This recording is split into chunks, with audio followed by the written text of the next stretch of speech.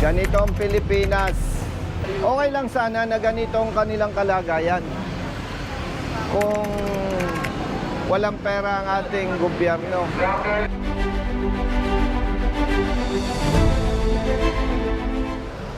Ilang araw na kayo dyan? Magdadalawang buwan na, sir. Kami lang yung pinakamatagal dito na hindi pa naoperahan si Dalawang mama. buwan? Opo. Ay kulang pa po kasi, sir. Na paano ba? Na paano ang nanay mo? Nanay mo? Opo. Na-slide po sa sir. Na paano ka? Naoperahan na po yan dito last year. Na-infection. Sige na, sige na. Tapos, Ay kailangan operahan ulit. Tatanggalin yung bakal. Tapos yung may bakal, tatanggalin. dito po dalawa. Ibig sabihin, ilang buwan na kayong nakaganyan? Magdadalawa. 2 months? Magdadalawa na po dito. Kahiga. Ay, hindi kami ina-admit, hindi maoperahan si mama pag Bakit yung daw? kulang namin na 45. Magkano yung kwentada na dapat bayaran kung maopera siya? Ano, 300,000 po yung lahat-lahat na. 300,000. Opo, bali yung kulang po, naayos ko na yung iba, bali yung kulang po is 45,000 na lang po. Sinong kausap mo sa loob? Yung doktor po ni mama, si Doc Victoria po, ay ayaw si mama operahan. Alam niya na ang kulang 45,000. Bali, 95 yun. Ngayon, nalakad ko sa DSWD, dinagdagan kami ng 50,000. Eh, ngayon, kulang na lang namin 45,000.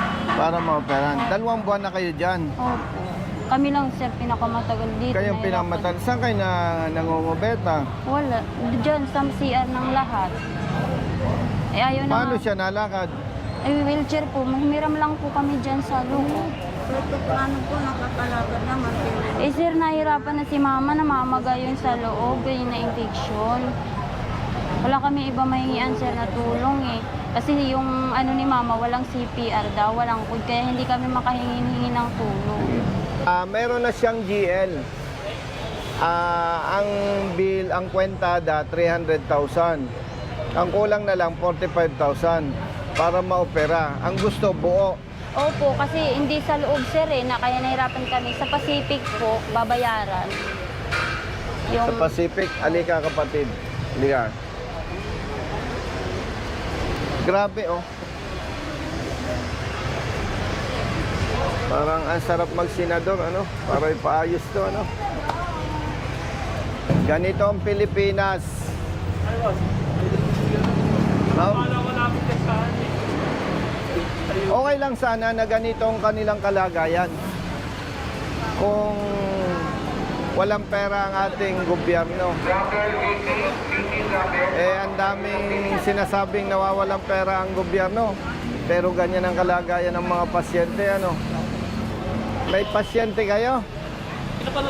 Sinong pasyente nyo? Ha? Na paano? Salamat. Ha? Hindi, yung pasyente nyo. Na paano? Na? Nahulog? Taga saan kayo? Ha? Sibuyan Island. Anak mo? Saan kayo nangungubeta? Diyan kayo natulog? Ilang araw na kayo dito? Grabe naman. Hindi na kayo naliligo. Saan kayo naglalaba? Serte mo, ate. Saan kayo kumakain? Minsan, nagkakaya kayo lang na. Minsan meron, minsan wala. May tumulong Paano na yung siya. bata? Wala siya, ano. Wala pa. Kaya walang makalakad sa pamilya. Nakakapayak naman ang kalagayan ng mga kababayan natin. Sakali po mamaya, ang andyan po si Saan bang entrance? Dr. San Pedro po. Halika, brother. Apo, diretso na po tayo. Kasi si Halika. Director po nasa, magpapa-opera pala, wala po dyan. Doktor, Ako nagpapa-opera. si Director. Si Dr. San Grabe Pedro. naman, oh. May git ng 2 months. Yung Oo. pasyente po. Oo, 300,000 ang estimated cost ng kailangan. Nakapangalap na ng GL na 255. pinagawin ko. Ba't tayo pang operahan? Ayun naman ito pumasasa. Hindi mo masasagot yun. Kaya nga...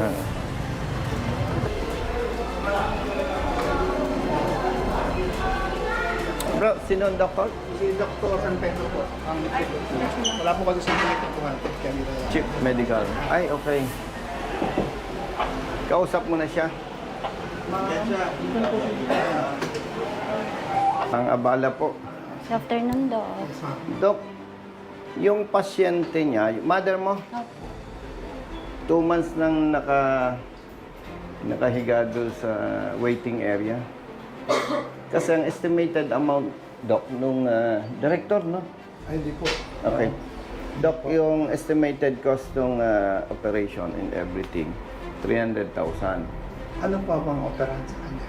2 hita po. Opo. May bakal na po last year. May dito bakal po. na. Dito po kami last year. Na-infection may po. bakal na Opo. Na-infection. Ngayon, Dok, nakapag-produce na sila ng GL, guarantee letter na 300,000 yon, ang kulang na lang 45. Meron naman po kami mait na hindi ba kayo nagpunta sa social service? Hindi po, hindi po, kasi bawal daw kasi walang CPR. Yung parang mahigpit yung kay mama. Kasi kaya nahirapan Ano yung po CPR? Yung code po, walang FDA, sir. code. Ano yung FDA? Hindi po siya. Food and drug na ano. Bawal kasi ang gobyerno bumili ng bakal. Pag walang... So, ano ang plano natin sa kanya? Po, kakasya Hindi, daw. sino po bang attending? Sa Pacific po. Hindi, sino yung doktor niyo? Si Doc Victoria po. Victoria. Sa AO po. Ang pinagpaalala, Dok, ng family, kaya pinuntahan ko, considering na may feedback na nagkaroon ng infection, Parang nagkalat na baka mabulok, maputol. Sino po nag-opera sa inyo dito rin? Opo, si Doc Corpus po yun, last year. Last year. Opo. Parehong nagka-infection. Oh, isa lang po. Bali, papagalingin daw muna, anuhin muna ng gamot. Opo. Sabi, matatagalan po kami dito. So naka-admit siya ngayon? Hindi po. 2 months kasi na, wala nandun sa kaming pambayad. waiting area. Bakit hindi kayo in-admit kung anong gamot ang Nagmakaawa binigay? na po kami. Wala po binigay. Kaya namamaga po na malalo na po. Investigahan ko sir muna. Hindi ako familiar with the case. Yes. I will talk to yung mga attending. Pero, unsolicited advice, Doc, nandun yung pasyente Oo. na Dapat nagsasuffer, hindi ganun. Oo. dapat man lang sana, Oo. alam nyo, Usually kasi mga ganyan sir, talagang wala naman kami tinatanggi ang pasyente dito. Dapat siya, it's poor judgment for yung mga attending. actually, Doc, dapat hindi na ako nagkipag-usap sa Oo iyo. nga, exactly. Di ba? Oo. Pero hindi naman po sa dami ng pasyente dito, hindi naman namin nababantayan ng lahat. Yes. Pero I'll get to the bottom of it. Hindi mali talaga yung and Dami kong hindi naiyak dapat ako ganun doon. talaga. Siguro sana, Doc, if I may suggest, while conducting investigation, at least, kumbaga, hindi man ako doktor, pero ma-check naman natin, kumbaga sa priority, considering na may infection na, at nandun lang nakahiga sa papag, doon sa kahoy. Saan kayo? Tacloban po kami. Pero saan Taga kayo- Tacloban, Leyte kayo. Opo. Saan kayo naka-stay ngayon? Diyan lang po kami. Simula Doon lang, dumating. sa may Nagbas lang kahoy. po kami galing sa Tacloban. Nagbas lang po kami galing Tacloban. Tapos, Tapos dito na po kami nagtira sa upuan. Doon sa upuan, hindi nyo alam, Doc. Baka gusto mo tingnan natin. oh, Kung pwede lang, para masaksihan mo yung Nahirapan po kami sa kalagayan. pagkain. Gusto namin magpa-admit. Ayaw naman ng doktor kasi kulang pa daw. Para masali kami sa pagkain doon sa loob. Actually, sobrang busy ako. Sobrang busy ako, Doc. Kaya lang, alam naman natin ang sitwasyon. Peter sana kami boss eh. Ang kinakatakot ko lang dyan, Doc, baka masobra yung infection niya. Putulan. Yes, boss. Baka maputulan ng paa. Ito yung pasyente, Doc. 2 months na. dito. Dito lang kayo. Yan, ganyan. Ano ang sabi ng doktor? Ano ang sabi ng doktor sa inyo?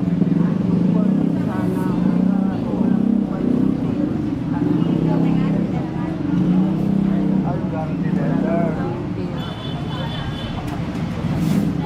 Ate, taga saan ka? Tacloban, Leyte. Eh ganito, no? Gusto ko lang alam ni Doc, no? Yung 45,000 para sa akin bilang congressman, eh maliit lang yan. Ang problema lang, yung pondo ko para sa medical assistant, pinutol. Wala akong pondo. Kaya itong problemang ito, ilalapit ko sa mga kaibigan ko.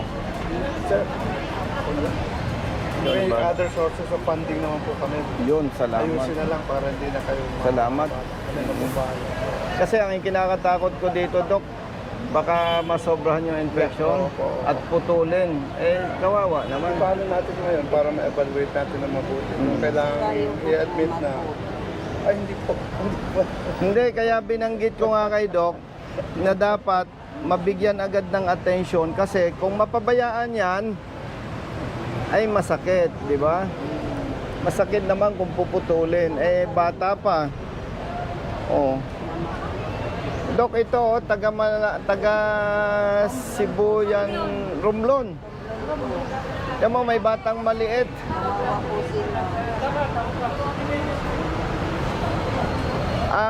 Brother Jerwin, hindi naman tayo namumulitika, no? Pag naupo tayo sa Senado, ipa-priority ko ito. Kawawa, Dok, oh. Namin talaga.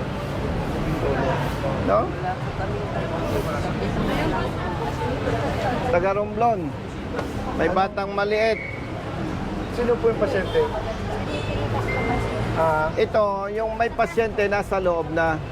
Ang masakit lang na parang hindi natin na makita. May pera ang gobyerno pero hindi kita sinisisi. Wala kasi si Doc kasi wala naman sa posisyon para sumbatan ko. No, ang kinakalungkot ko, Doc, may pera naman ang gobyerno. Pero ang dinadanas ng ating mga kababayan, kumbaga pag titingnan mo ang kabuuan pera ng gobyerno, barya lang itong problemang to. Nababanggit ko lang sa'yo, no? At nakikita ko naman yung mata mo, no? Parang halos maiyak ka na, eh. Nakikita, actually meron na kaming proposal. Kasi may lugar kami dyan. Pinapa-renovate, gusto namin pa-renovate para parang temporary shelter ng mga pasyente. Eh, medyo kulang sa pondo kaya hindi pa namin. Yung salitang kulang sa pondo, ayaw kong madinig yan. Hindi, naintindihan kita. No. Yung nakakausap mong iba, dahilan, kulang sa pondo. Pero pag tiningnan mo ang pondo ng gobyerno, malulula ka. Bilyones. Hindi na napupunta sa dapat mapunta. Yes, problema corruption. Pasensya, ako kasi diretso akong magsalita, eh. At yun nga, no, yung kapatid, yung kulang, si Doc nang tutulong. Pero kung hindi pinutol ang pondo ko para sa medical assistance, hindi na ako pupunta dito. Papadala ko na lang sa'yo. Eh wala, pinutol yung pondo ko, eh. Kaya mabuti, may mabuting loob. Sige lang, Di wala na akong problema sa inyo. Si Doc nang bahala. Ha? Dr. San Pedro po. Dr. San Pedro. O ganito, ha? Ipanatag mo na ang kalooban mo, pati ikaw, ha? Si Doc San Pedro na yung kausap natin. At ang hinihiling natin, habang pinaimbestigahan niya yung sitwasyon ninyo, yung kalagayan ninyo, nire-request natin na as soon as possible, pinakamabilis na panahon, mailipat na kayo doon. Pero, Dapat 14, eh wala kaming pambayad. Ngayon, schedule ulit. napausad ng napausad. Sige lang. Pwede naman kayo pasok kahit hindi kayo ma-operahan agad. Ang gamahanap yung schedule. At ang maganda, Wala na kayo dito. Nasa hospital na kayo. at ang maganda, kung nasa loob kayo, baka may kailangang medication, makakabuti. No. Hindi, wag mo na kalimutan mo na yung kausap mong doktor. Ha? Ako na po. Kalimutan mo na yon. Ang kausap mo si Doc San Pedro na. Kasi pag laging sasabi mo ayaw ni doktor, magagalit ako sa'yo kasi nandito na si Doc San Pedro, eh. Lahat ng kausap mo, kalimutan mo na. Ang kausap mo na si Doc San Pedro. Ayos. Wala ka nang babanggiting ayaw ni Doc, nabago. Wala nang ganon. Malinaw sa'yo? Malinaw sa'yo, ha? Ha? Pasalamat sa Diyos. Ha? At pasalamat kay Doc San Pedro. Yung sa inyo, hindi natin pwedeng ipabalikan lahat kay Doc. Ang mahalaga, yung pasyente ninyo nasa loob. Yung kalagayan ninyo, walang kakayahan si Doc na ayusin yung kalagayan ninyo. May limitasyon din siya. Kaya nga sabi ko kay Brother Jerwin, kung loobin ng Diyos, suporta ng taong bayan, maluklok ka sa Senado, ipapriority natin to. Ha? Tis lang. Ha? Yung bata, oh, nakakaawa. Pa-picture kami. O sige, sama natin si Doc. Pero kayo, San Miguel, Leyte. O, lilinawin ko, ha. Yung mga nakaraan, kung sino mang kausap mo, kalimutan mo na. Tapos na yon. Basta ang kausap mo, si Doc San Pedro. Okay? May number naman ako sa'yo. Kumustahan na lang. Panatag mo ng kalooban mo. Swerte mo na tiyempo natin si Doc San Pedro. Okay? Ha? Sige. May hanap buhay ka ba bago ka nadala dito? Sa bahay lang. Ay, oh, ikaw. Nag-aalaga. Sige. Nagbibigyan lang sa akin pagkain. May nagbibigay. Pag nagbigay ako, baka makasuhan pa ako ng Comelec. Ano? Nakakatakot ang Comelec eh. Ang Comelec, makapangyarihan eh. No, baka malasin. Pasensya na ha. Okay lang. Ganito, pagka may advice na si Doc, pwede na kayong umuwi ng Tacloban, Leyte, San Miguel, Leyte. Ha? Dito lang po. Hindi, huwag niyong problemahin yung follow-up. Pag sinabi ni Doc, pwede na kayong umuwi, tawag kayo sa office ko, problema ko na kung paano kayo ipapahatid sa Leyte. No? Ha? Okay na. Balitaan niyo ako. At ipapahatid ko kayo sa Leyte. Gusto mo sa barko, sa aeroplano? O, sige. Aeroplano. O, sige. Sige. Tapos na yung mga kapalpakan, ha? Si Doc San Pedro ng bala. Okay. Doc, salamat. Chat mo lang ako, Yes. message. Hindi sana ako ng tulong para sa father ko po kasi kailangan din po ng operation na ngayon. Operation. Opo, para din sa ano yan. Pinauwi Magkano? ko muna kasi nasa 180,000 po yun. Ganito, ha? Kailangan po kasi talagang maoperahan. Magiging matapat ako sa iyo, ha? Pinutol sa Kongreso ang aking pondo. Ibibigay ko sa yung number ko. Hihingi tayo ng tulong sa iba. No, wala akong pondo eh. Pinutol ang pondo ko. No? Sige sir. Hindi ko na ikukwento sa iyo kung bakit pinutol ang pondo ko. Secret mo na ngayon to. Secret. O, akin na yung telepono mo. Sige po. Ito sir, kunin ko na lang. Ayun, kay boss. Sige. Yung akin na. Yung number niyo na. Nasaan ang father mo? Nasa bahay po ngayon. Kasi, Taga saan ka? Taga Taguig pa po. Tagig. Opo. Hindi naman nalata sa yung stress ka. Kasi Kasi ayaw kong i-ano kay Doc, may problema pa kami o doon. galing po kasi kami na dito nung last week. Pinauwi muna kasi kami. Anong operahan siya? Ito po yung sa ano niya, binti niya. Na paano? Nagkaroon din ng bali yung buto po. Kailangan din po ng bakal. Yung sa buto niya. 60 years old na po. Opo. May lus-lus pa siya. Kailangan, hindi na operahan kasi nga, apektado yung sa ano niya. Ganon? Opo. Kaya kailangan talagang... Akin na na. Brother Jerwin, picturean mo at manghihingi tayo ng ibang Yes sir.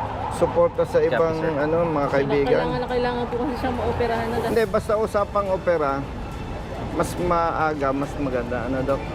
Si Doc San Pedro. Si Raptor niyo po. Yan. I-text mo ako, ha? Okay po. Sige po.